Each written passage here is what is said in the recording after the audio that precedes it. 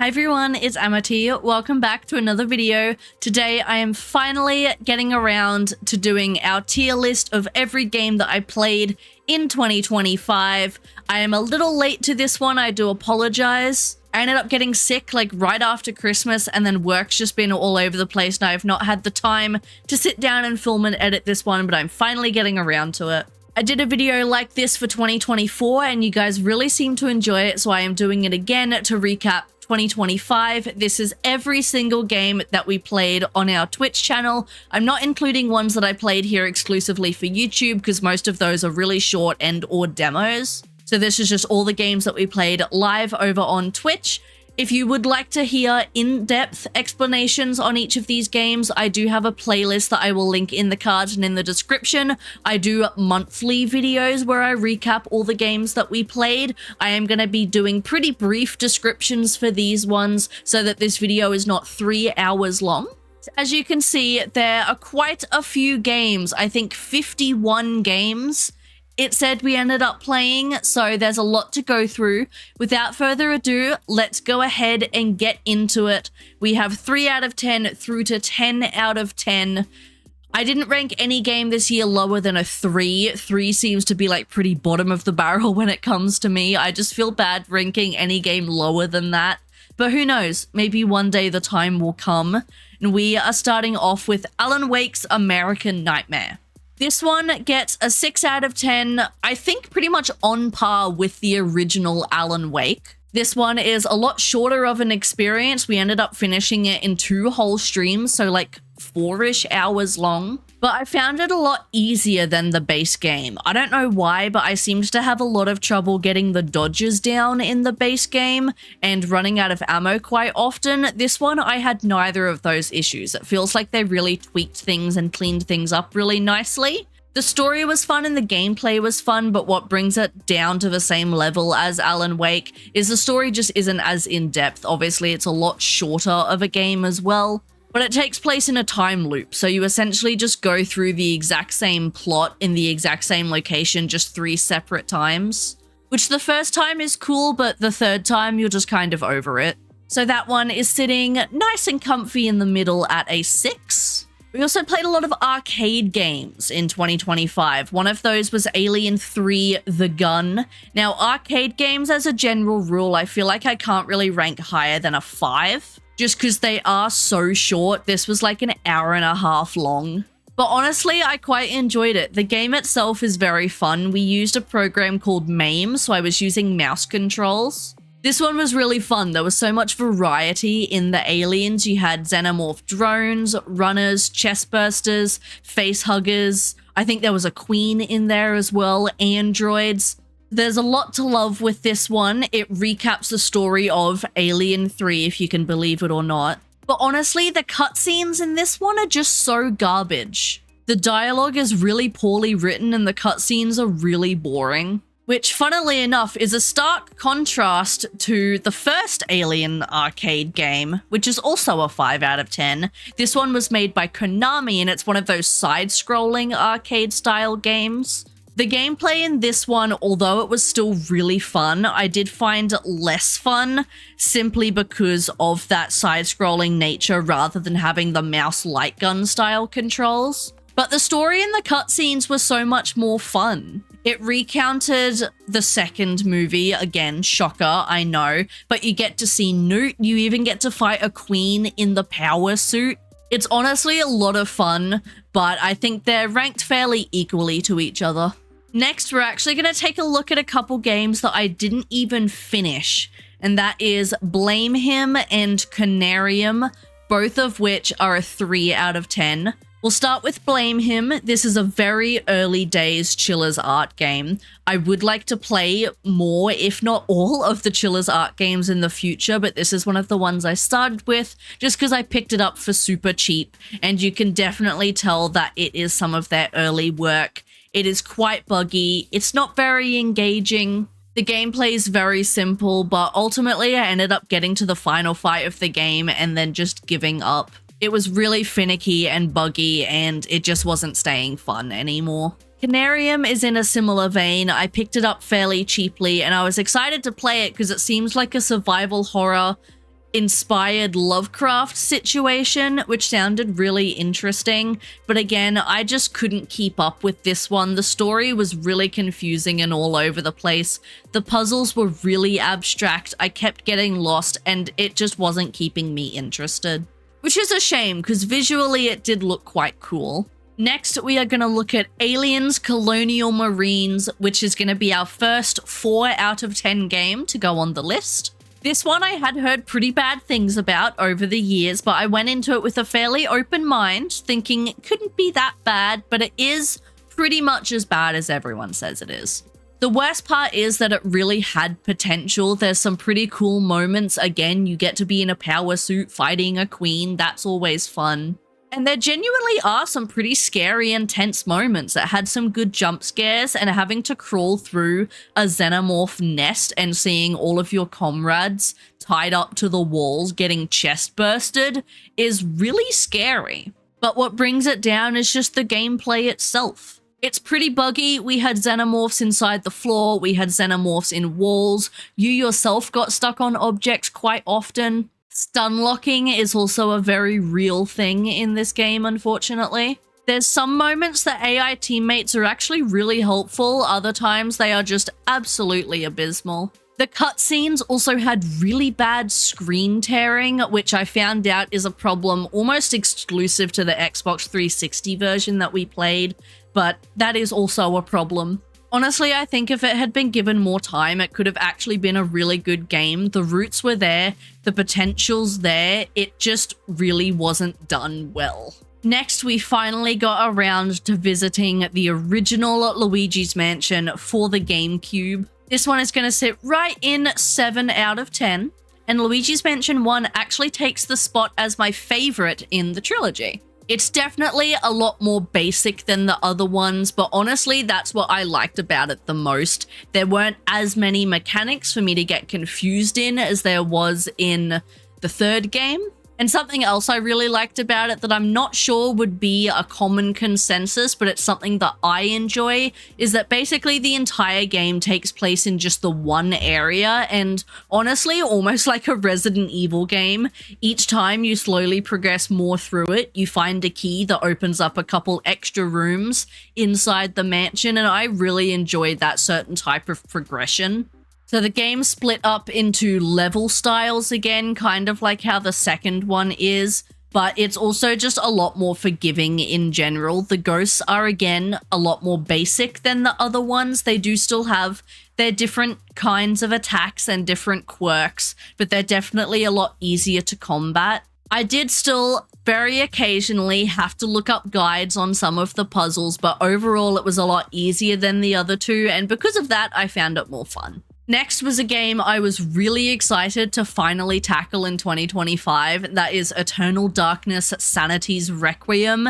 This one ended up at a 6 out of 10. Eternal Darkness, if you don't know, is kind of a forgotten about survival horror game that is a GameCube exclusive. But something that's really cool about Eternal Darkness is the sanity mechanics that it uses, which isn't necessarily an unknown thing in horror games, but it does things differently in that instead of just it impacting the character in the game, it also impacts you directly and breaks the fourth wall a lot of the times if your sanity drops too low. I had things like cockroaches crawling on the screen, I had it mute my audio, I had it tilt the camera just slightly off angle, my character's head fell off at one point. And I've even seen it do things to other people, like pretend to delete your save files or change the TV channel, which is just so cool, and I don't know why more games don't do that. The game itself, though, is honestly really brutal. It takes place in a chapter style as you go back through time and play as different characters that found this tome of darkness that your main character has found and how it impacted them. And after each new chapter, the ability that you unlocked as that character, you get to use as your main character back in the central hub of the game in present day. So again, it has that progression style of slowly unlocking new areas and being able to solve new puzzles in the one sort of hub mansion area, which I really enjoy. The puzzles are really, really difficult though, and this game is very brutal with the monsters in general. So it was definitely quite a difficult one, which is what brings the ranking down, unfortunately. But honestly, if you're a fan of survival horror, I do encourage you to seek this one out because not enough people talk about it, I think. Next, I want to quickly take a break from the scaries and jump into some Nintendo games. We played our very first ever rhythm game on stream, and that was Rhythm Heaven Fever for the Wii. Fever goes up to 6 out of 10. I am actually quite a fan of rhythm games, something that you may not know about me, and I have played Rhythm Heaven on the DS a little bit in my spare time, but I was invited to play the Wii version with a few other people as sort of a competition on who could get the most perfect, so we gave it a shot, and I actually ended up going through and getting a superb medal on every level in the game. I really enjoyed this one, but it has some really tough levels that have kind of become famous in the Rhythm Heaven world, probably most notably Monkey Watch and the Remix 10, which a lot of people do challenge runs of because they are so difficult. But it is definitely an enjoyable experience, if not a little bit frustrating and grindy at times. And I actually enjoyed it so much, I went and started from the very first Rhythm Heaven game, Tengoku for the Game Boy, which this guy unfortunately is not as good and sits next to Aliens in a 4 out of 10. Being that this is the first ever Rhythm Heaven game and also a Game Boy game, I wasn't expecting it to be as good, but you can definitely tell that they hadn't quite figured out what they wanted the game to be or really fully balanced certain things about it. The levels in this one are absolutely brutal, but even difficulty aside, the scoring system is not properly fleshed out. In Rhythm Heaven Fever, for example, to get a superb, you don't have to perfect each level. You can still make 1 or 2 mistakes and just get a superb. Whereas if you make like 3 or 4 mistakes, you'll still clear the level, but you'll just get an okay. Any more than that and you'll fail it. Rhythm Heaven Tengoku, however, was all over the place. There were some levels where it felt like I made 3 or 4 mistakes and still got superb, where there were other levels where I literally only made 1 single error and didn't even clear it. There was even one level I had to skip because you had to get a literal perfect to be able to even clear it, and I could not get that perfect no matter how I tried.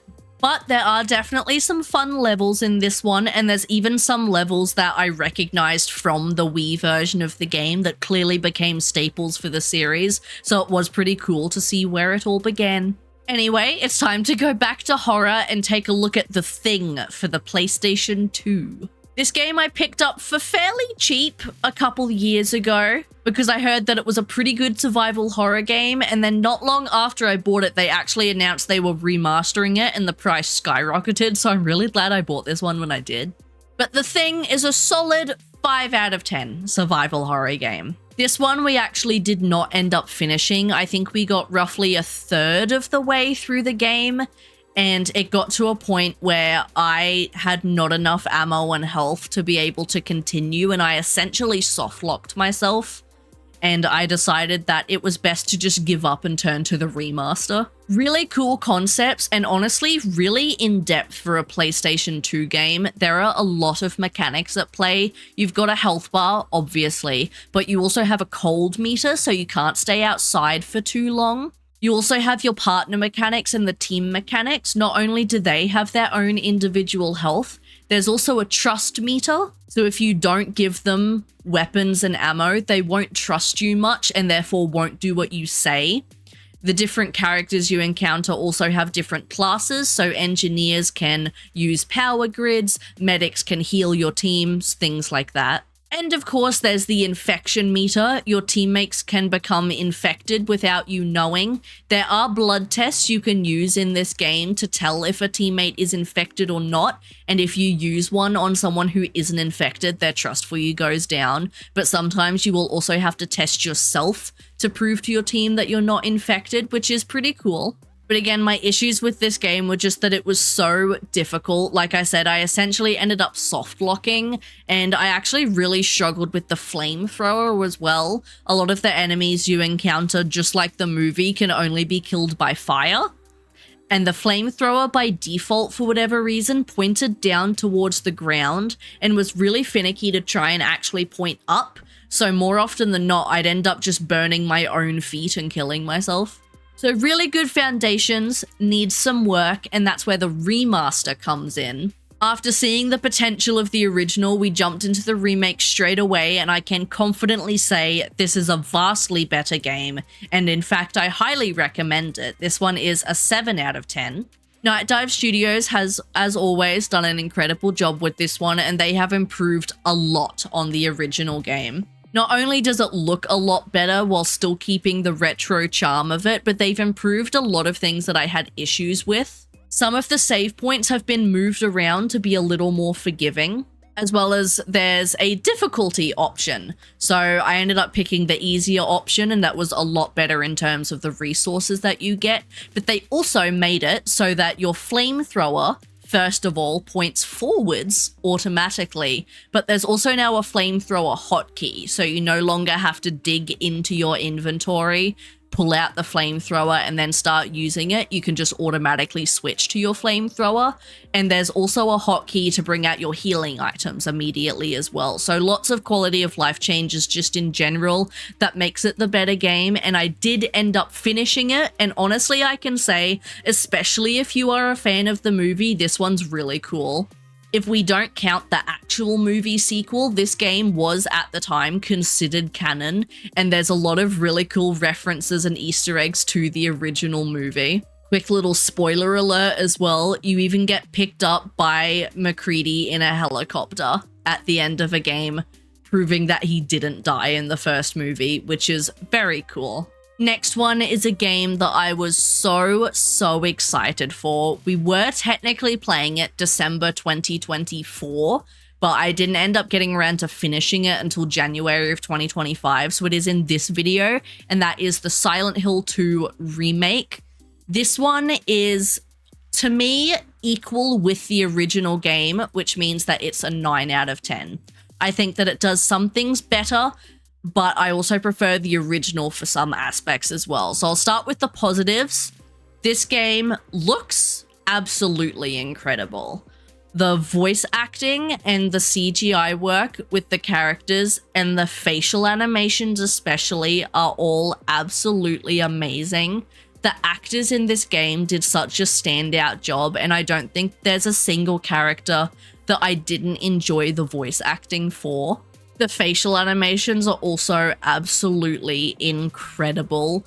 The tiny little nuances in someone's face, like their eyes darting around or their lips quivering, brings so much emotion to the cutscenes. This is one of the few games where I actually shut entirely up during the cutscenes just so I could watch them, and I was jaws dropped every single time.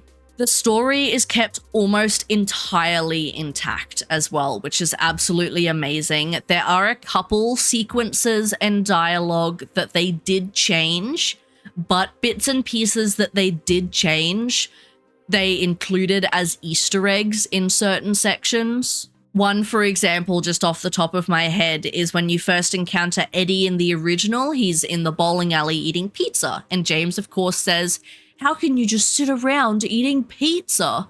Whereas in the remake here, you encounter him in a different area, and he's not in the bowling alley, but there is still a pizza box in the bowling alley, and if you interact with it, James still comments on it.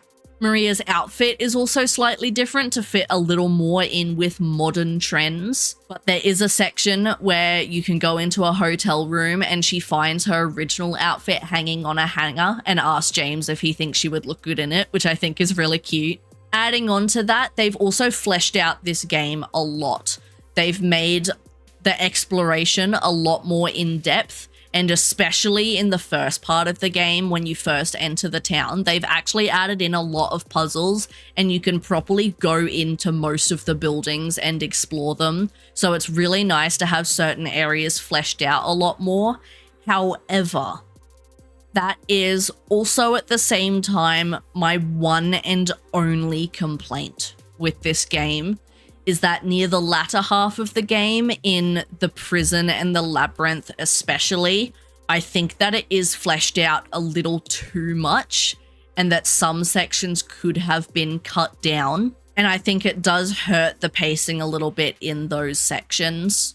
But that is literally my only complaint with this game. I will say, if you would like to hear more thoughts on me comparing this one to the original, I did actually do an entire video on it that I will go ahead and link for you as well.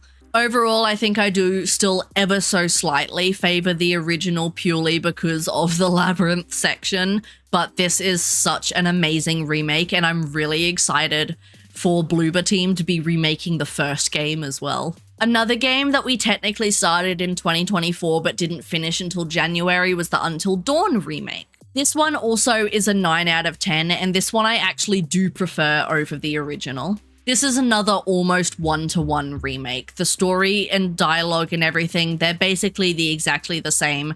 The gameplay is basically exactly the same.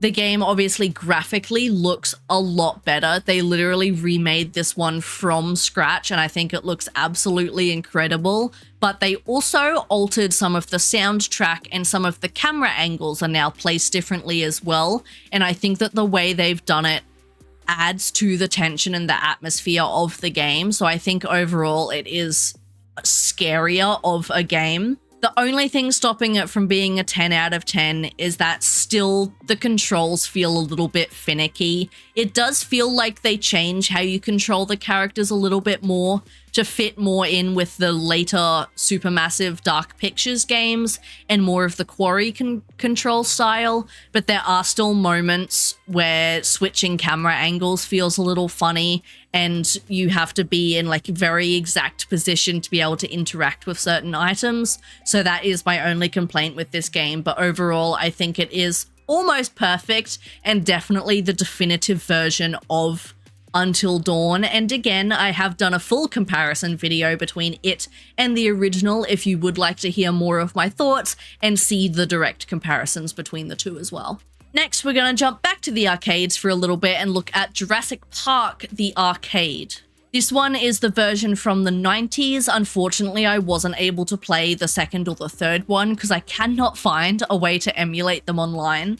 This one's going to sit just under the Alien arcade games at a 4 out of 10. Again, very, very short. This one's even shorter than the Alien games. I think we finished it in just under an hour. I'm a big dinosaur fan, so of course I enjoyed the gameplay. Traveling through Jurassic Park in your little safari jeep and having T-Rexes chase you is always going to be amazing. My problem with this game is the camera, because it's in first person and because you are in a moving vehicle, it is very, very shaky.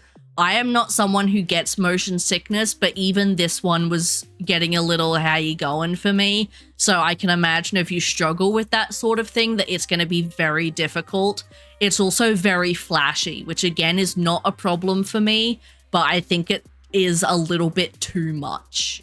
So that's the only thing stopping it from being in line with the Alien games for me, is just the movement of it is really, really disorientating.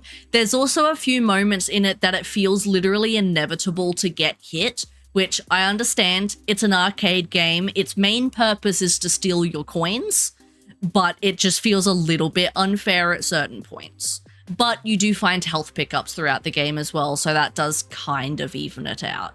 Another game that we in fact did not finish and is going to sit right down at the bottom is Sea Monsters, a prehistoric adventure. This is a Wii game that absolutely no one knows about, that I picked up for very, very cheap many, many years ago because it is about sea monsters. And again, I'm a bit of a dinosaur nerd and I love me a plesiosaur. So I was very excited to live out my plesiosaur dreams and to be able to swim around as a sea monster in this game. However, it is so shit. The main objective of the game is to swim around and collect fossils, which then if you collect enough, you can unlock different monsters to be able to find new fossils and so on and so forth. But it just controls so badly. Now, it is a Wii game, which does not help. Trying to maneuver your monster, if you will, is very, very difficult. You have to point where you want them to go, but a lot of the time it just doesn't work properly. There's supposed to be a mechanic where you can do like a quick flip, kind of like a barrel roll. And that only ever activated when I wasn't trying to activate it, but every time I actually wanted to use it, it just didn't seem to work for some reason. And it, again, is just really, really buggy. Getting stuck on objects and walls was very common. I clipped out of the map a couple times, and there was even an instance I got stuck on a wall and subsequently drowned because of it, which was super fun. So, cool game in theory. Glad I didn't pay more than 20 bucks for it. Another game that I did not finish is SCP Labrat. However, this one's not quite at the bottom. This one is a 4 out of 10. And this one is a 4 out of 10 because even though I didn't actually finish it, I did find myself having quite a bit of fun with it. I've never played an SCP game before, and as I found out, this is essentially a remade version of Containment Breach. I believe it's also free to download on Steam, so I can't be entirely mad at it. It's also definitely a game that is intended to be played in multiplayer, so that is absolutely a me problem. But it's essentially, I believe it's randomly generated, the levels, so kind of like your backroom style games. And that was the reason I didn't finish it, because it got to a point I didn't know where to go or what to do next.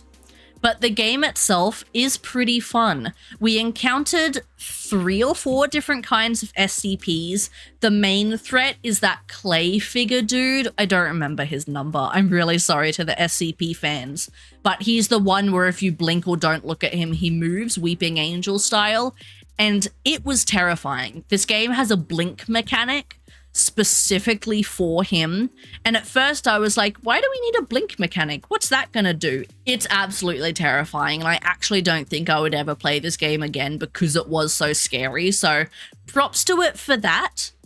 But yeah, I didn't finish it because I couldn't work out what to do. The only access cards I found like 5 level 1 access cards, even though I needed access level like 2 and 3.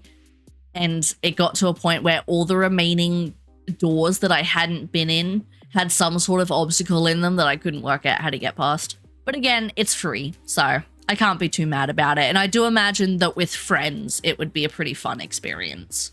Another bit of a wild card game is WarioWare for the Game Boy Advance. I've been slowly looking for more Nintendo exclusive games we can play for our Nintendo Fridays, and I came across the WarioWare series, which I've never really been a Mario person. I'm not a big platformer guy, but these ones are kind of just like mini games, so I figured I'd give this one a shot. And I hate to say that I actually really enjoyed myself, so this is going to be our first 8 out of 10, which it feels so weird putting a mini game collection at an 8 out of 10, but just trust me on this one. This entire game is, in the best way, an absolute fever dream. Now, I've never done any kinds of drugs, but I imagine that this is kind of what a psychedelic would be like.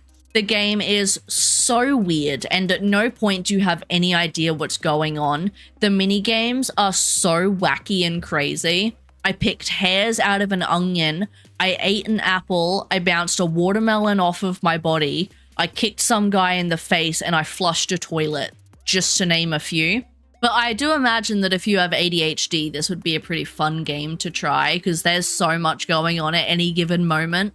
And honestly, it's just a bit of a fun time waster. I know that some of the later WarioWare games as well on the Switch have been made into Mario Party style, like party games, and I can definitely see the inspiration for that. Coming up next is Timesplitters, and I can't help but feel like I might get flamed for this one, but I'm putting it at a 4 out of 10. Now, I don't think this is necessarily a bad game. It was quite enjoyable in moments. However, there just isn't really much to it. It's a PlayStation 2 first-person shooter. It's split up into level styles. Each level is based in like a different time period, but there just isn't any story to it. You go in, run through a fairly linear level, find an item, and then run back to the start to finish the level. Bar like 2 or 3 missions that I got somewhat lost in, most levels are like 5 to 10 minutes long, absolute max. And don't get me wrong, it's a pretty enjoyable romp once you get past the really clunky shooting controls. It's also inverted by default, which I will never understand why inverted controls are even a thing. But yeah, there's just absolutely no story and there's really nothing to go off of, so it just doesn't feel like there's a lot of substance to the game. But again, I can see that this one is probably better off in the multiplayer scheme of things. That's just not the experience that I had with it. Now, I feel like in the grand scheme of retro first-person shooters that most people have heard of Timesplitters, but I don't think many people have heard of Vampire Knight, and no, I'm not talking about the anime. This guy is a 6 out of 10. Now, I don't actually know if this was ever officially released to arcades, but it is in the same sort of style as House of the Dead, so that like first-person shooter light gun arcade situation. And I know I said I wasn't really ranking the arcade games any higher than a 5, but I just had so much fun with Vampire Knight, I had to just take him up a peg. The story and voice acting, as expected, is really goofy and really cheesy and quite bad, and the main villain's name is even Sir Vampire, so you know they were just absolutely reeking with creativity. But the game itself is so much fun. I was definitely a vampire kid, I was a Twilight girl, so I'm gonna attribute some of that to this game, but it was just so much fun, honestly. Basically, my only complaint with this game as a whole is that when you get low on bullets, there's a voice that tells you to reload, except it's really, really loud and really annoying. So just listening to reload is forever ingrained in my brain now. But definitely a slept-on game, and if you like rail shooters and light gun arcade style games, I do recommend picking this one up. It's also very cheap to get a hold of if you're a fan of physical hardware. I think it's like $10 to get a disc copy of this game. And I am actually genuinely going to be adding it to my collection because I enjoyed it that much. Another game that had absolutely no business being as fun as it was is Godzilla Destroy All Monsters Melee for the GameCube. This guy is going to sit alongside Vampire Knight at a 6 out of 10. Now, in retrospect, I've never been one for your brawler style fighting games. So after talking to some people about this one, it actually seems to be a pretty standard run-of-the-mill experience, but I had a lot of fun with it. Alongside dinosaurs, I'm also a pretty big fan of the Godzilla and Kaiju universe. So this is another game I picked up a few years ago for really cheap and only just got around to playing. But it is very, very fun. There's a couple different modes, which is nice. There's just your straight up 1v1 mode. There is indeed a multiplayer mode, and there's also an adventure mode where you run through like every map and fight every monster with just like a couple of lives to work on. Now, I didn't actually end up completing adventure mode because it does get quite difficult and I'm not that good at video games.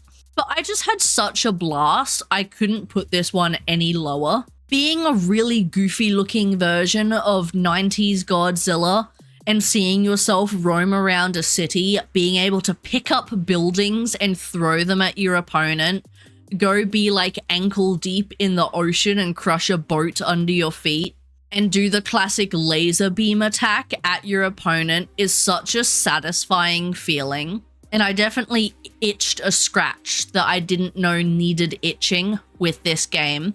You do only get 3 characters to start off with though, and you have to unlock the others by completing adventure mode as certain characters, so I was a little bummed that I couldn't play as my boy Ghidorah, but I did get to fight not only Ghidorah but also Mecha Ghidorah, and I can confirm he's sick as fuck. This game also uses a lot of Toho monsters that aren't really talked about or spoken about anymore, so I actually learnt about a lot of new kaiju in this one, which is fun. But there are of course some classics like Godzilla, Ghidorah, Mechagodzilla, and Rodan. The controls are about as clunky as you'd expect for a GameCube beat-em-up, but honestly, I didn't think it was that bad, all things considered. And I had a lot of fun with this game, and I think that more people should play it. Alright, I think we're going to start working through some franchises now. So we're going to dip back into the arcades for just a little bit longer, and we're going to look at the House of the Dead trilogy. Starting with House of the Dead 1, I played the remake on the PlayStation 5, which I might have been spoiled a little too hard as my first experience of House of the Dead, because there is a free play mode where there is infinite checkpoints and infinite lives, so I didn't have to worry about a credit system, but it was fun to just be able to go into it and not have that stress. I have seen some complaints about the remake dulling down some of the colors and the contrast to the original. I personally don't have experience with the original, so I can't speak on that, but I thought it looked good for what it was. It is exactly as cheesy as you would expect, and the story and the dialogue is really quite bad. But it's very fun, and I like that you can save survivors throughout the story as well, and you get extra points for doing so. The bosses are really extravagant. I found them very entertaining. The final level is essentially just a boss rush, and the final boss was actually pretty difficult, so I give it kudos to that. Unfortunately, going from that to House of the Dead 2 was quite a shock. So House of the Dead 2 does go down a tier. House of the Dead 2 is the only one of the trilogy I was not able to finish. Now, we were playing this one on the Wii because it was the only console port of number 2 that I could find. I did also find out after I bought the Wii version that it was getting a remake not even a month later on the Nintendo Switch. So I will be doing a redemption arc for this game, and I will be purchasing the PS5 version of the remake in March and giving it a second shot to see if I can actually finish it. But this one did not have infinite credits, nor did it have infinite lives. In fact, you start out with 3 whole credits. It is a lot more difficult than the first game, and I think the first time I didn't even make it past the first chapter. It's also twice the length of the first game, which doesn't help. What it does do, though, is that each time you die, it gives you the option to add an additional credit. So after dying a certain amount of times, I think we got up to 6 or 7 credits total. The furthest I was able to make it in this game was the final boss of Chapter 3, which is about halfway through the game. However, I would have had to play this game, I think, for probably a day or 2 straight to be able to get enough credits to actually complete it. It's really, really difficult. The bosses are a lot more intense than the first game, and they throw a lot more enemies at you, and also I think the fact that we were using a Wiimote really didn't help. So for now, it is my least favorite of the trilogy. However, I will be sure to check back when I've played the remake and see if actually being able to beat this game makes me think any differently of it. House of the Dead 3, however, is definitely my favorite of the trilogy and sits above the first one at number 6.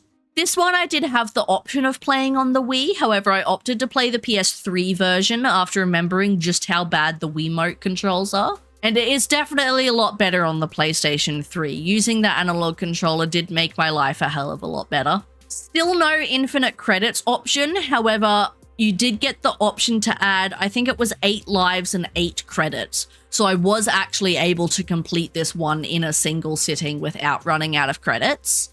It's definitely a lot easier than the second game, and I think it may even also be easier than the first game, mostly because you get a shotgun as your weapon, so you like 1 or 2 hit everything in the game. There's also a difficulty option. I don't remember if the other 2 had that, but I picked very easy, which in hindsight, I do regret a little bit. I wish I had picked easy because it was actually a little bit too easy.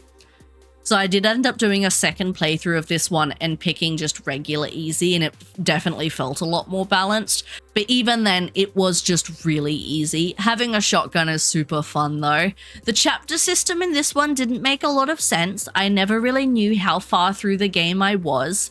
It is also somehow the same length as House of the Dead 2, but I feel like each of the missions were shorter because it really didn't take us a long time to finish this one. I think it also only took like an hour, hour and a half. So about the same length as the first game, despite having more chapters, but honestly, I just found it really fun. So my favorite of the trilogy. I've also heard that number 4 is so crazy, so I'm very excited to play that one in the future. Another franchise that we played for the first time in 2025 was Bendy. I found a physical copy of Bendy and the Ink Machine for the PlayStation 4, which I have not seen in a very long time, so I bought it for cheap and I decided to finally play it.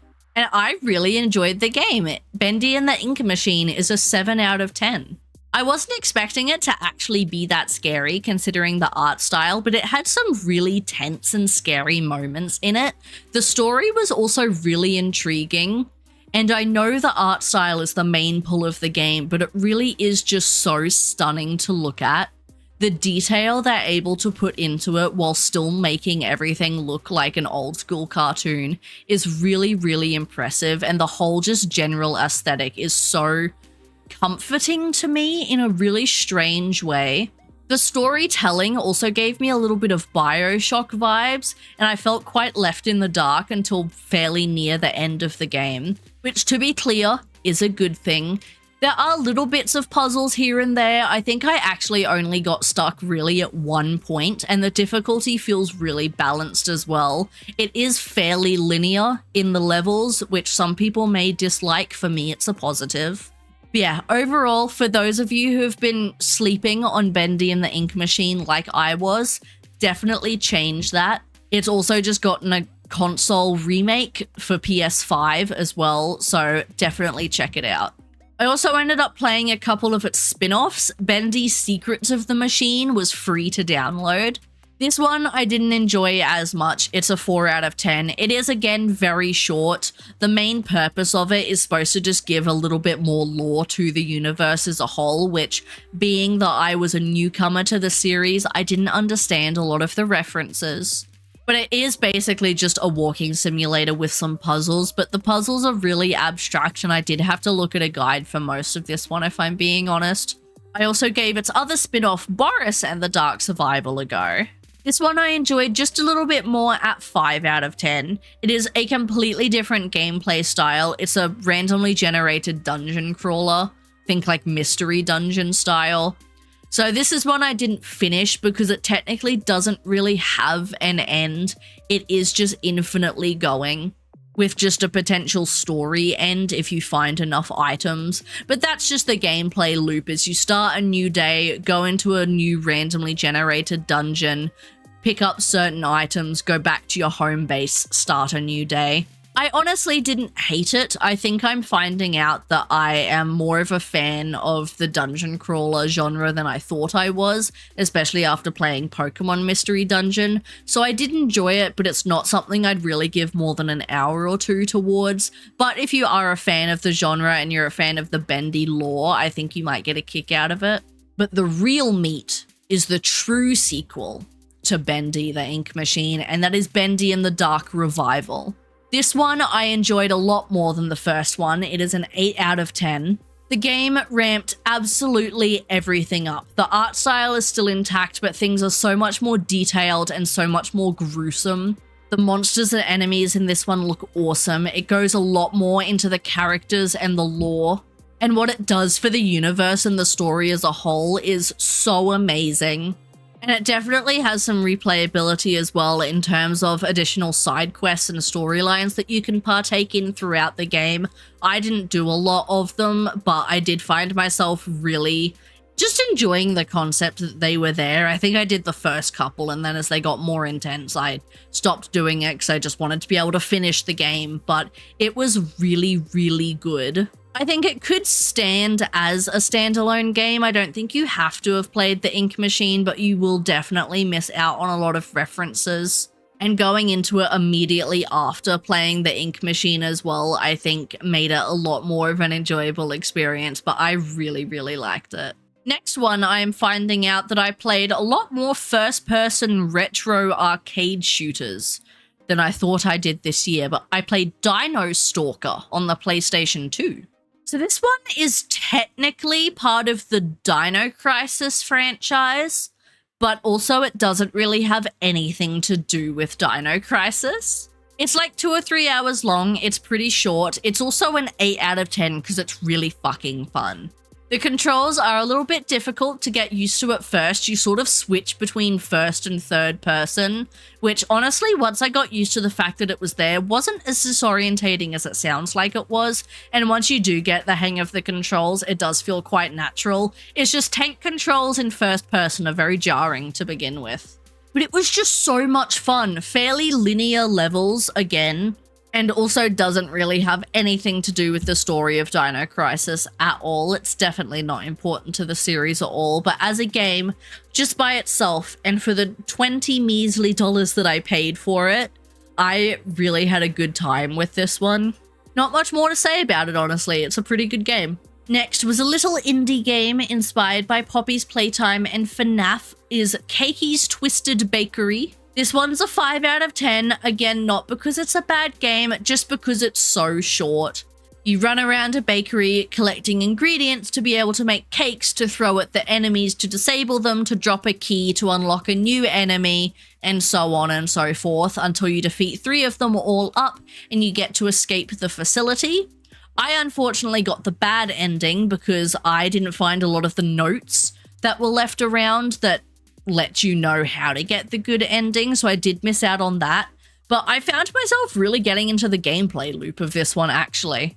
I enjoyed it a lot more than I thought I would, and I also jumped a lot more than I thought I would.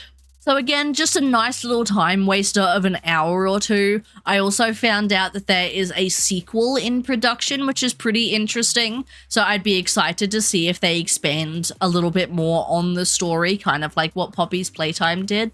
I'm also pretty sure it was free, if not only a couple bucks, so it doesn't hurt to give it a try. Another wildcard game is one that I usually wouldn't play, but I did a poll in our Discord server to see if it would be something we were interested in, and the answer was a resounding yes. So I finally picked up Lollipop Chainsaw from my collection and gave it a go. This game made me realize that I love hack and slash games. It is an 8 out of 10. As is the original version, I am aware there is a remake for it. I do want to give it a shot eventually, but I don't own it. It's quite expensive, and the original I was lucky enough to pick up before the price increase. So I think this cost me like 20 bucks for the Xbox 360, and it's such a good game. It really is so goofy. The dialogue is so fucking crazy. The gameplay is absolutely insane. The bosses are so wild. It again feels like a fever dream of a game and an absolute trip, but it's just so much fun. It does also unfortunately have a lot of copyrighted music, so YouTube wasn't very happy about me uploading my playthroughs of this one, but I don't even care, because more people need to play this game. The amount of people who have heard of this game but not played it is insane. And I can safely say that after being one of those people, that is bad and you need to play it because it is really, really fun. And honestly, I can't say much more other than that it is just a mindless hack and slash with the most out of this world dialogue that you can possibly think of. And it is a very enjoyable experience. Along the same vein, I also checked out Bayonetta for the first time. I played Bayonetta 3 as my first game because it was the only one I could find at the time. And it's actually a 9 out of 10, which it feels really weird putting it right next to Until Dawn and Silent Hill, but I stand by my word. This is another hack and slash, which again, I'm learning that I really enjoy.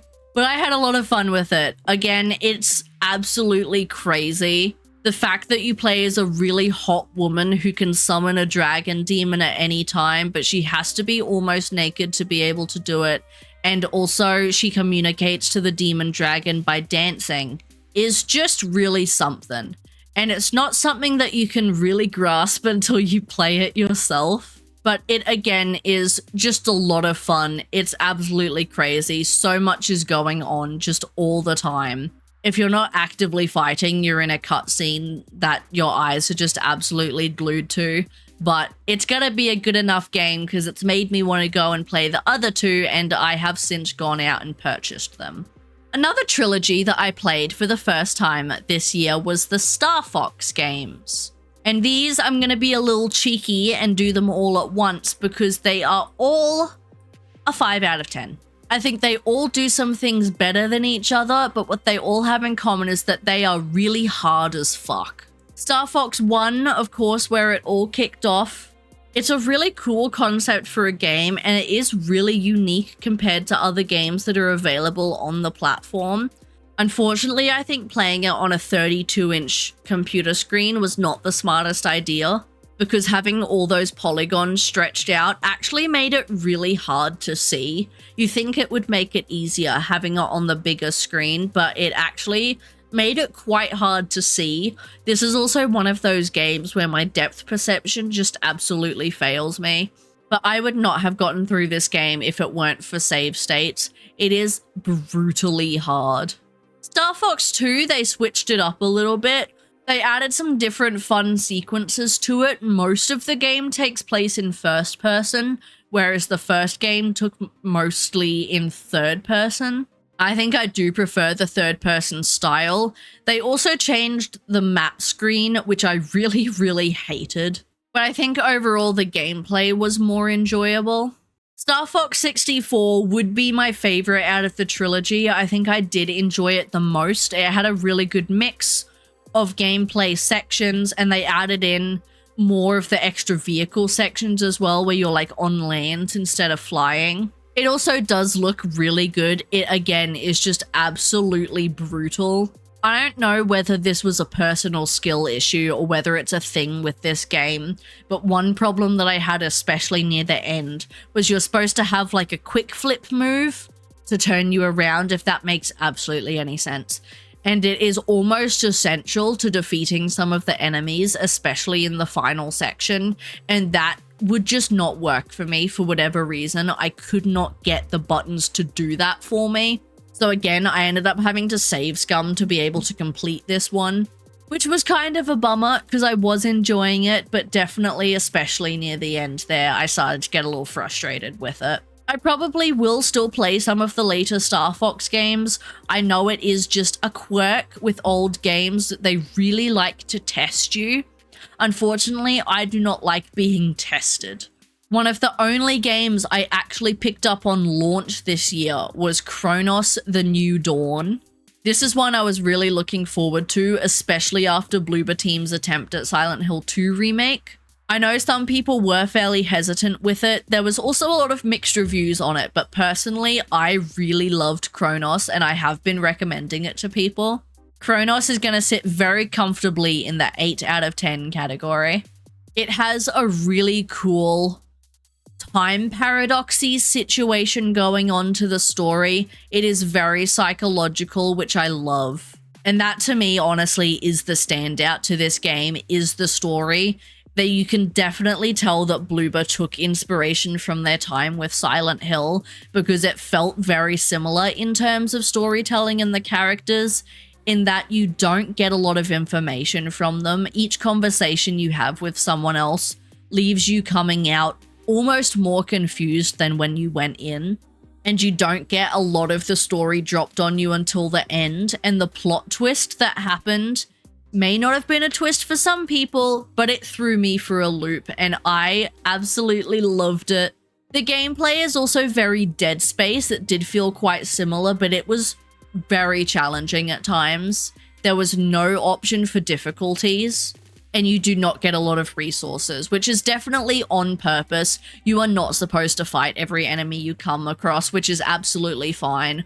I actually found myself having enough resources to be able to do the boss fights without too much trouble, so it's clearly not that big of an issue. It just is very challenging. You almost have to rely on your charge shots with your gun to be able to fight anything. And the enemies are just really spongy. They have a lot of health and they hit you very hard. Fighting any more than 2 enemies at a time almost completely falls apart. And that's probably my main complaint with this game, is that the combat is just not suited for multiple enemies. I was expecting to get a lot more frustrated with this game than I did, especially at the difficulty. Once you do get used to it, it's not as bad. And I found out lots of people were actually having trouble with the final boss that I somehow beat second try.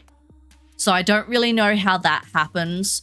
But yeah, I highly recommend this game. I know lots of people didn't pick it up on launch and are waiting for it to go on sale. I don't think that's a terrible idea because it is a little pricey. There is definitely benefits in replayability though.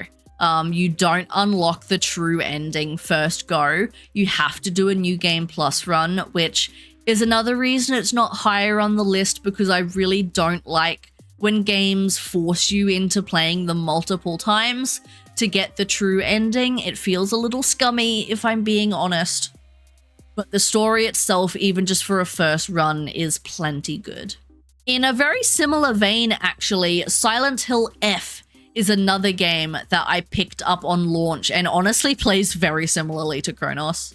However, I'm actually putting it a little bit below, and I'm giving it a 7 out of 10. Silent Hill F is another game that I feel like absolutely divided people down the middle. This is either people's favorite Silent Hill game or their least favorite Silent Hill game. I think it's somewhere in the middle. I think I do prefer the original trilogy, but I don't think it's anywhere near as bad as the other games. My favorite part about it was the story and the storytelling and the characters.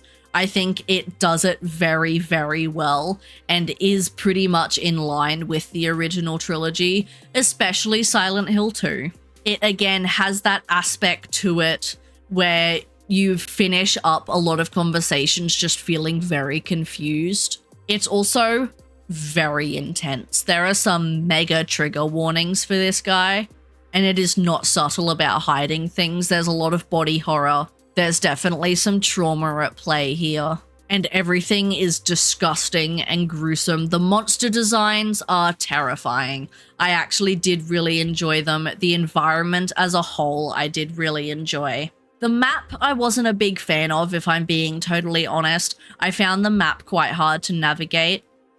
Something I do want to give it props for is being able to pull out your journal for puzzle hints in the middle of a puzzle. I think that is a really nice touch. And probably the most divisive point of all is the gameplay and the combat. I think the gameplay loop and the exploration is fine. The combat, I didn't hate it as much as I thought I would, but I can see why people dislike it. It doesn't feel a lot like the original Silent Hills at all. You rely a lot more on dodging and even parrying in this game. There is a full-blown stamina meter now, and you can use your sanity meter to charge up stronger shots at the cost of not being able to move. You are also solely restricted to melee. There are no ranged weapons in this game at all. They've also brought back weapon durability, which I'm not the biggest fan of, but it didn't really get in the way much.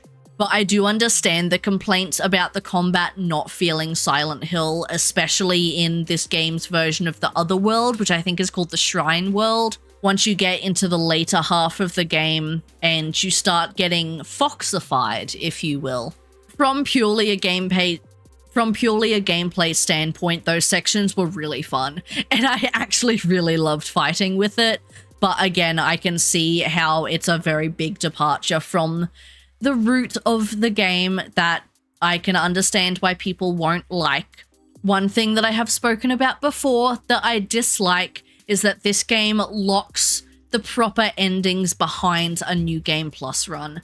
Correct me if I'm wrong, but I believe this is the first Silent Hill game where you can only get one ending on your first playthrough. Everyone is locked into one singular ending your first time, and to be able to get any of the other endings, you need to do a New Game Plus run, which again, I am not a fan of. I think that it is a disingenuous way of padding out your playtime.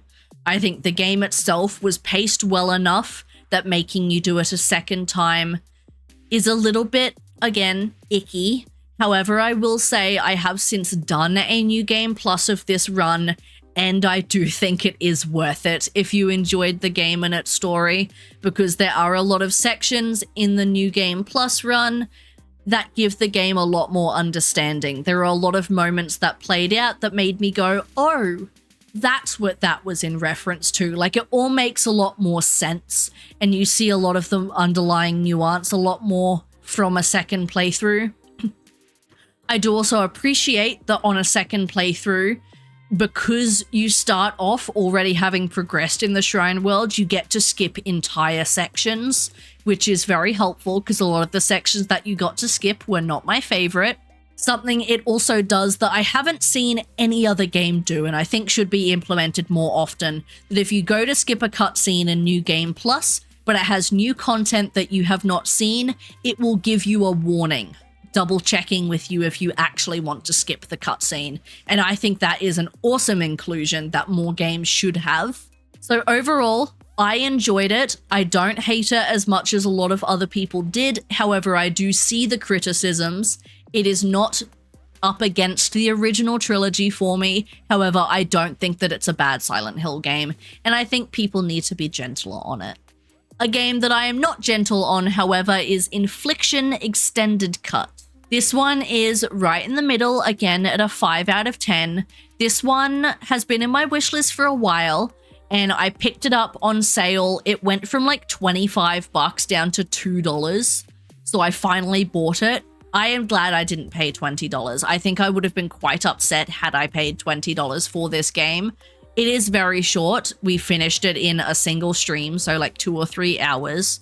The story has promise, but at the end, it kind of falls apart, and I didn't really end up understanding what they were going for by the end of it, unfortunately. The gameplay itself is pretty fun though. It again all takes place in a single house, and you just sort of keep jumping between sections, I suppose, and slowly unlocking more of the house. It's that sort of walking simulator PT Visage style, where as you keep progressing, things keep changing and you sort of trigger new events by just simply walking around, which some people do really hate. I don't mind it. So the gameplay itself was fun, and it definitely had its scary moments. The atmosphere and the vibe was there.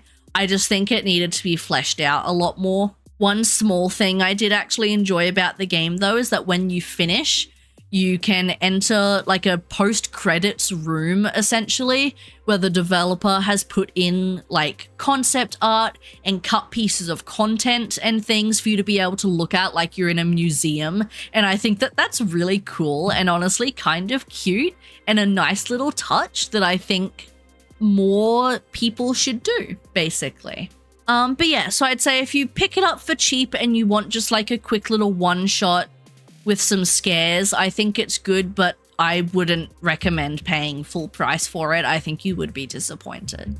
Back to more Pokemon real quick. We played Pokemon XD Gale of Darkness. We played Colosseum in 2024, and I finally got around to playing Gale of Darkness, which I know is a lot of people's favorite, and I can definitely see why. I did enjoy it over Colosseum. It's a 9 out of 10. It's right by the top. The only reason it's not higher, I think if it was a mainline Pokemon game and was longer, it would be up there, but I just wanted more of it. I think it is a good length and good pacing for what it is. I just wanted more. Huge shout out to the fact that you start with an Umbreon and Espeon. That made me very happy. A lot of my favorite Pokemon were in this game, and the team I had at the end was made up of absolute bangers. The story is quite enjoyable. The gameplay is very fun. They took everything that was good about Colosseum and just fleshed everything out more. They did a lot of tweaking and added some nice quality of life improvements that just improved the game as a whole. There is a little bit of grinding that I had to do. There is a bit of a difficulty jump near the end of the game. Some of the final few fights actually took me for a loop, I'm not gonna lie. They gave me a little bit of a shock, but it was nice to see. And again, the shadow Pokemon are just very cool. There is a bit of post-game that I did not get around to, so there is some extra to be had after the credits roll. And I'm very glad that they are finally porting these games to the Nintendo Switch, because I think that more people need to play it. It's just a shame this game is so expensive to actually purchase. To get an Australian copy of the game, which is important because the GameCube is region locked, if you want the game with a case and a manual, you're paying between 600 to 800 Australian dollars. Even just a loose disc with no case or anything for this game is like $300 or $400. It is absolutely ridiculous. It is unfortunately a game that I will never own, so if you have this one sitting in the back of your closet somewhere, just know that you could be sitting on a bit of a fortune. Another somewhat forgotten Pokemon game that we played was Pokepark for the Wii, and this one is also a 9 out of 10. I know that this is a very simple and basic game. It is made for little kids 100%, but it was just so fun. You play as a Pokemon like you do in the Mystery Dungeon games, but it's a little bit more, I want to say, free roam. You wander around to different areas and you play different mini games. You complete tasks and quests for the Pokemon that you meet and can eventually add them to your party / Pokedex situation. And I actually did end up going through and completing the Pokedex in this game because I was just having so much fun with it. Unfortunately, it is a Wii game and so it does control quite badly. However, it doesn't actually use motion controls for the game itself. It does in certain mini games, but most of the game you just use the D-pad and the buttons. Still kind of sucks though, because the D-pad on a Wii controller is very, very tiny, so it was quite hard to control Pikachu at many moments in the game, but it was just such a fun time. It was really cute. Again, there's not much depth to the story because it's made for toddlers, but it was just so much fun.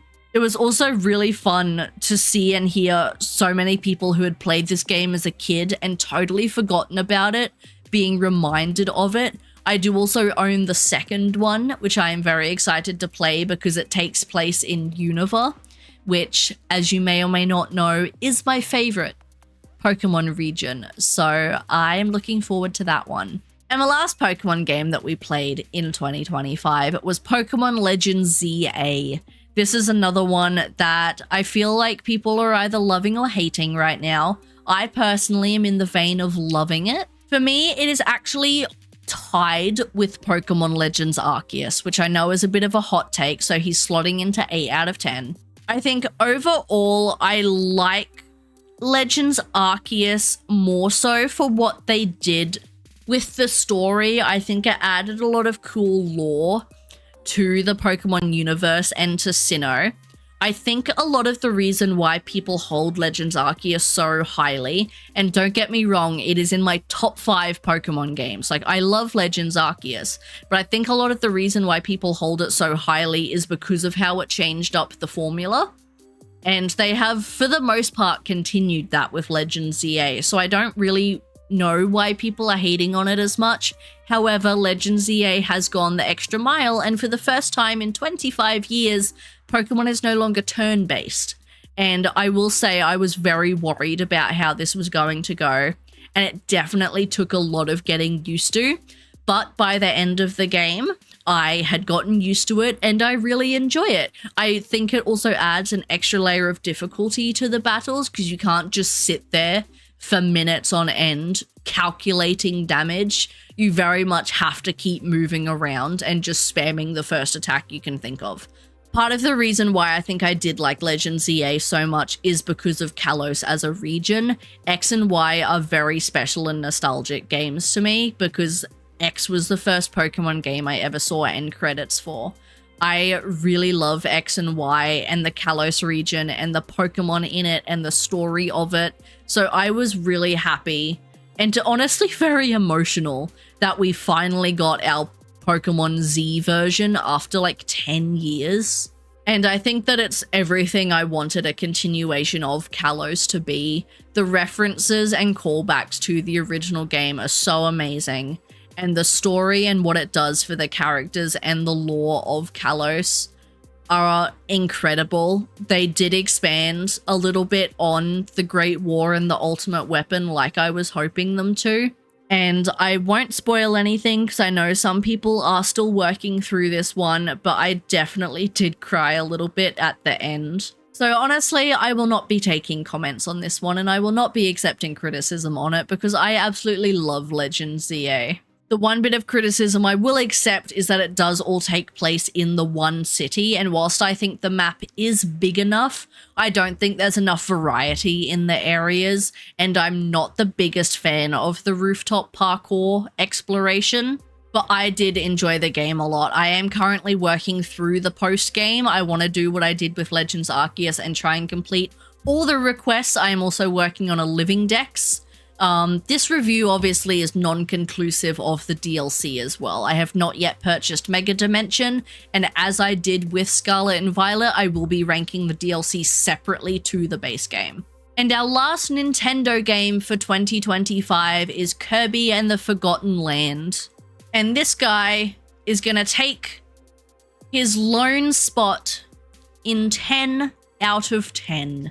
This has surpassed Kirby Adventure and Kirby Superstars as my favorite Kirby game. I know I was very late to the party playing this one, but I loved it so much. The game looks so beautiful. Kirby is absolutely adorable. Seeing him in all his different forms was very fun. The new camera style and gameplay style of it, I really enjoyed. I thought it was a good in-between between your different sort of platforming styles of games. I think there was enough side quests to do in the levels to add replayability, but you can also just treat them as linear and run straight through them. So you get a little bit of option in there. But the characters and the story are great for a Kirby game, and honestly, some of the end game fights were like really intense for absolutely no reason at all. This is, hands down, the best Kirby game that I have played thus far, and I have no notes. It was brilliant. I loved it. Another franchise that we played for the very first time in 2025 is Fatal Frame. I wanted to play the original 2 games before the remake comes out in March, and we have successfully done that. Fatal Frame 1 is gonna sit right in 6 out of 10. I'll be honest, I was a little disappointed in the game. I enjoyed the game for what it was. I think the story was good, the game looked pretty decent, and the gameplay loop and mechanics are very fun. Again, it has that progression style that I love of everything taking place in the same house and hub area, but as each night goes on, the area changes in what you can access and what you can't. Puzzles change, item locations change, and I really enjoyed that survival horror loop of running around, checking every single door, checking every corner for loot. And I enjoyed the camera mechanic a lot more than I thought I would. I went in expecting to like it, but I didn't expect it to be as fun as it was. And I think that this game honestly is really scary. However, my issues with it are that it just doesn't control the best, and I think it needs some balancing tweaks. Tank controls are fine. However, they were tank controls on an analog stick, and so it meant when you changed the fixed camera angles, sometimes your character would then walk backwards and you'd keep like flip-flopping between camera angles. I was also getting stuck on the environment a lot. Your character would just for some reason get stuck on a random floorboard, which was very frustrating. It also felt like the camera just wasn't working a lot of the time. There were many instances where I would get a 0 shot, and I know I would get a 0 shot because it would make the noise and the thing would happen, and yet the ghost would take no damage and still get a hit in on me.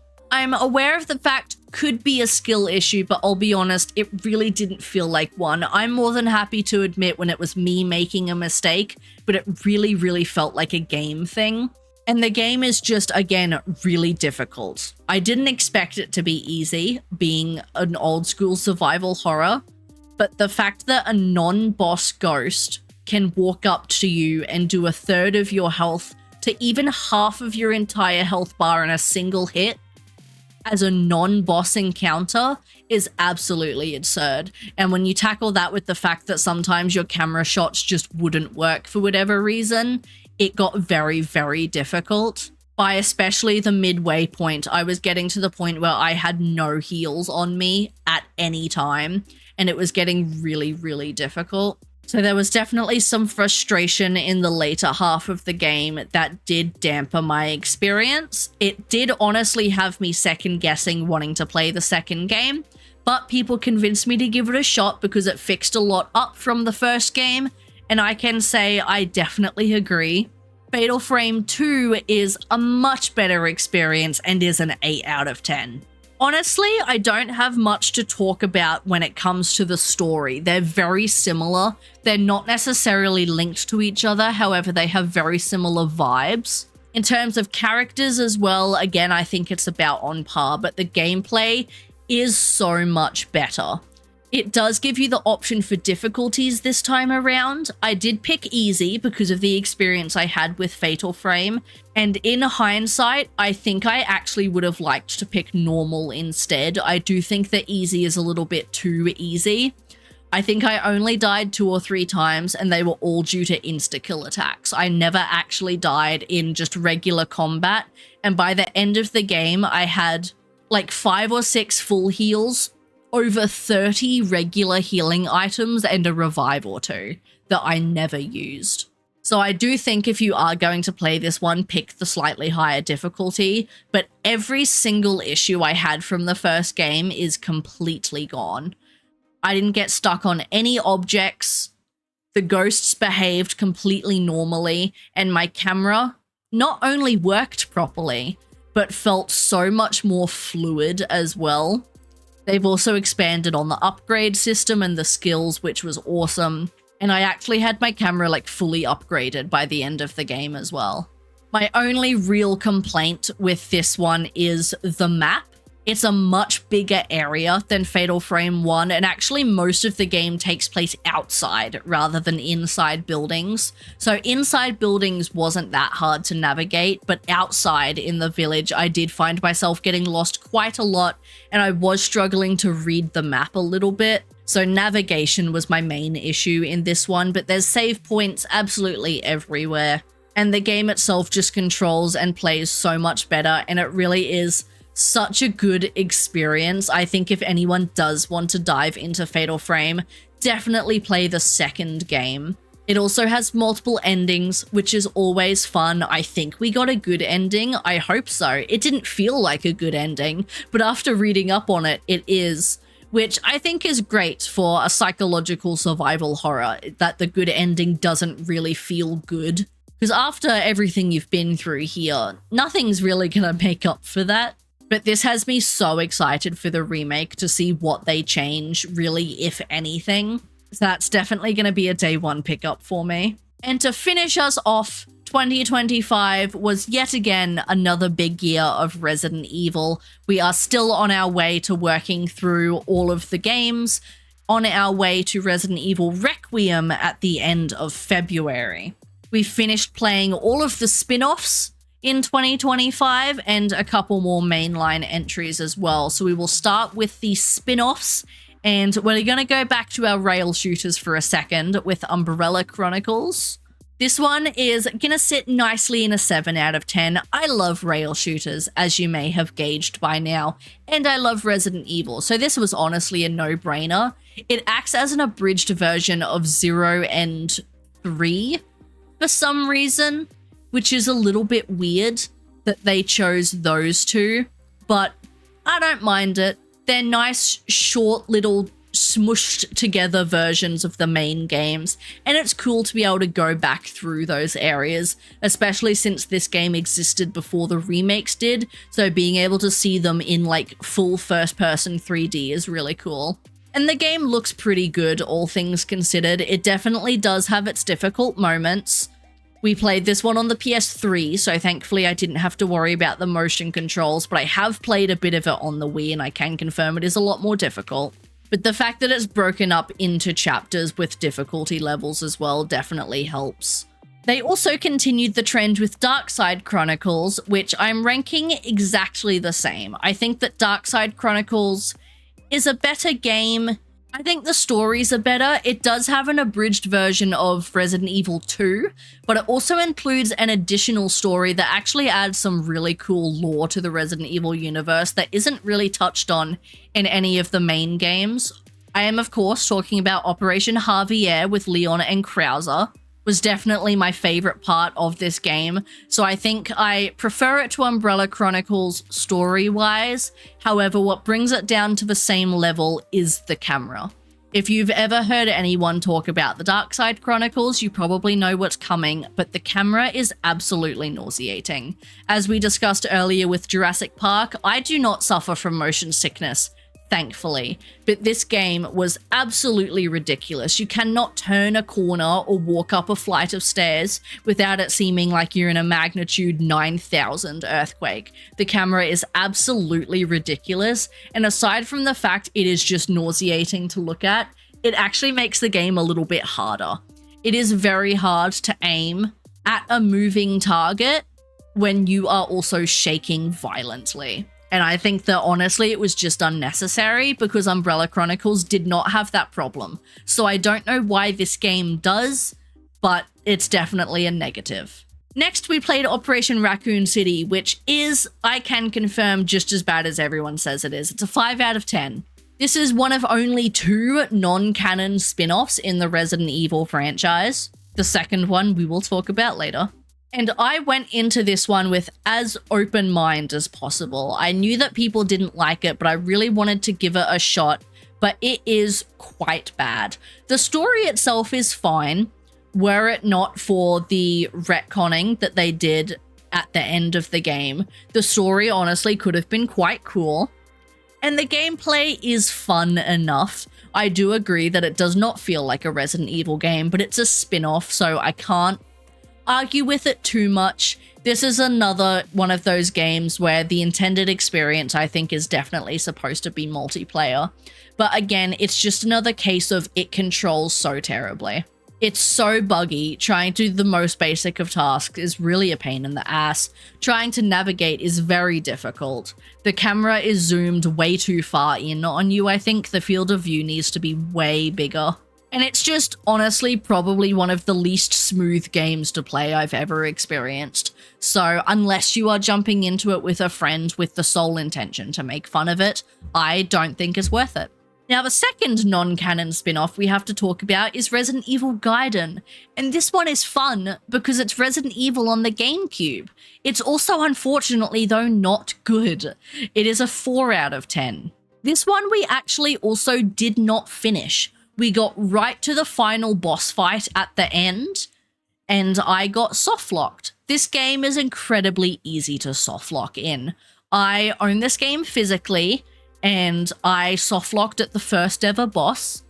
So when we played it on stream, I almost got softlocked like 2/3 of the way into the game, and then again softlocked myself at the final boss, and we had to watch the ending on YouTube.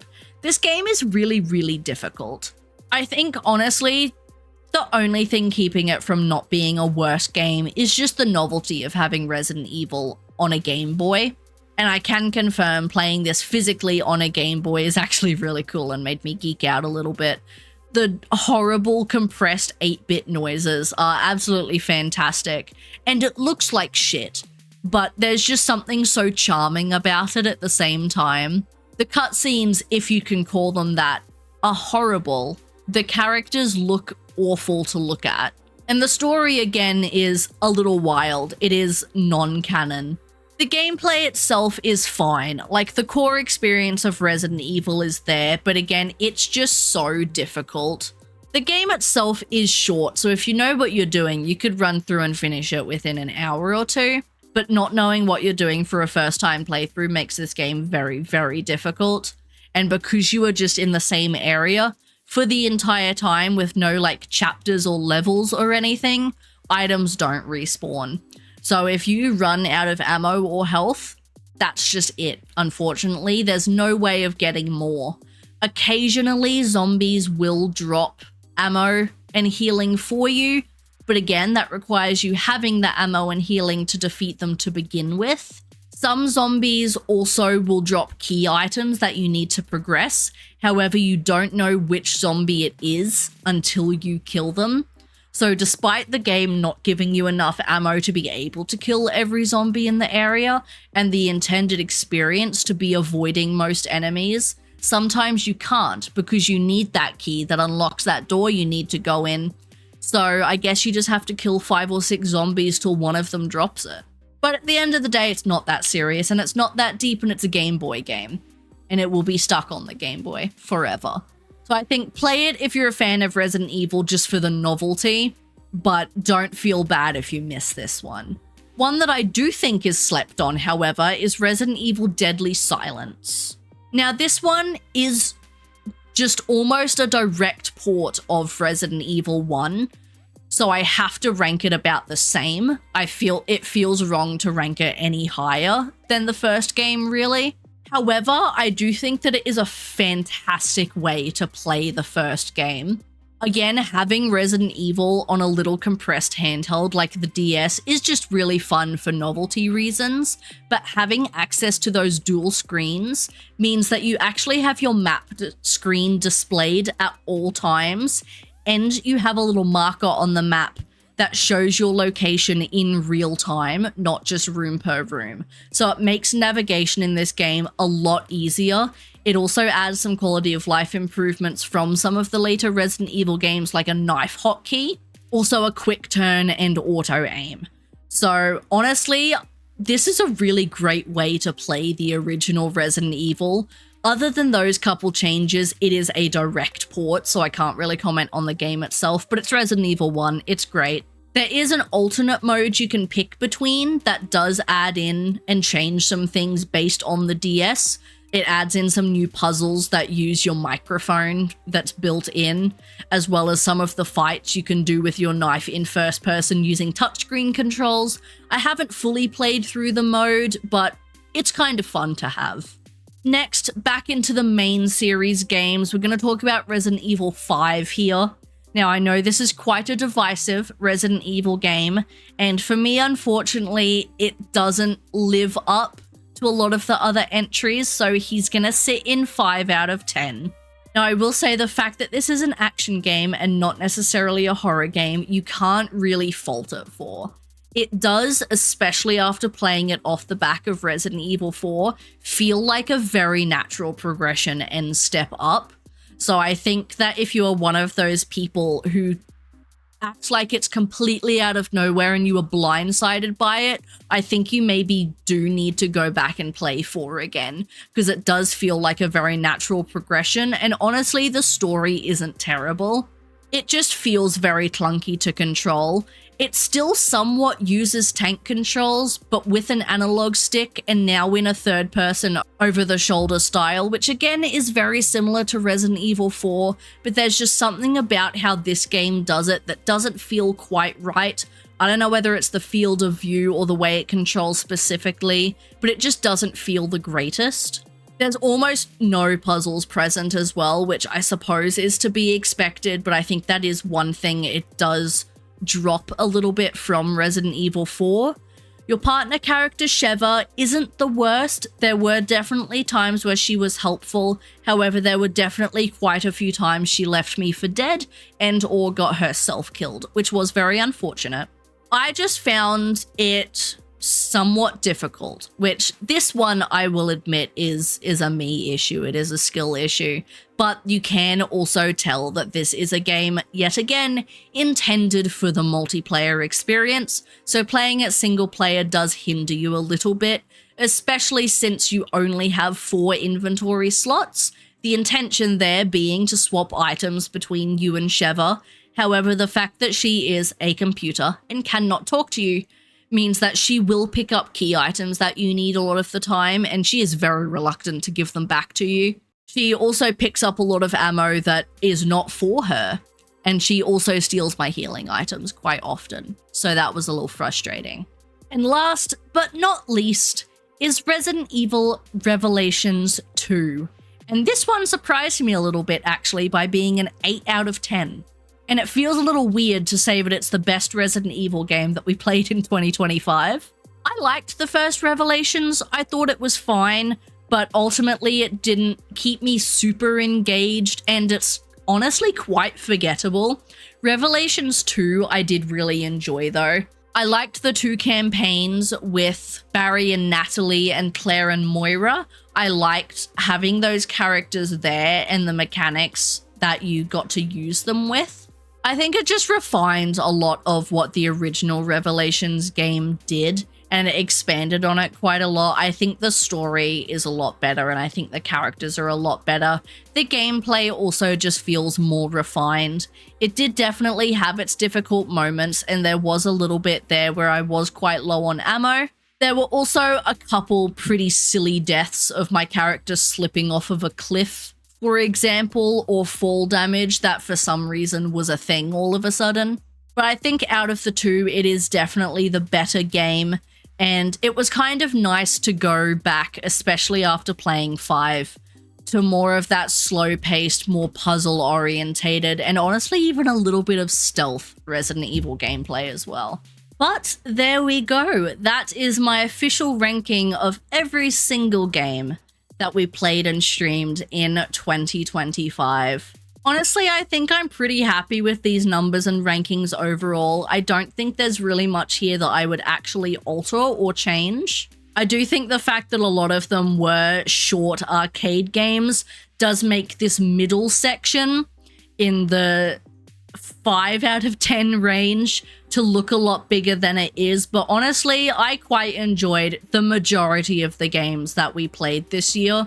It was nice to be able to find some hidden gems, some games that I didn't expect to like as much as I did, and I've definitely found some new games to recommend to people as well. So thank you all very much for watching. I hope that you enjoyed. Be sure to leave a like on the video if you did, and go ahead and comment for me what your favorite game that you played in 2025 was, whether it was a new release or an older game that you were just discovering for the first time. And let me know if there were any duds out of the year as well, any games that you kind of regret using your time towards.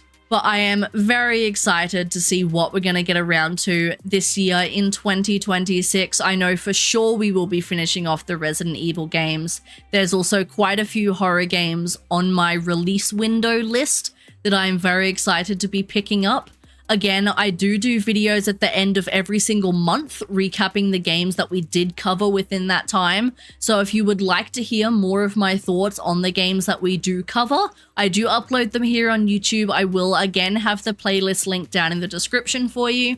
And if you would like to come along with me and play all these games and see them experienced for the very first time live, I will also have my Twitch channel linked in the description down below as well.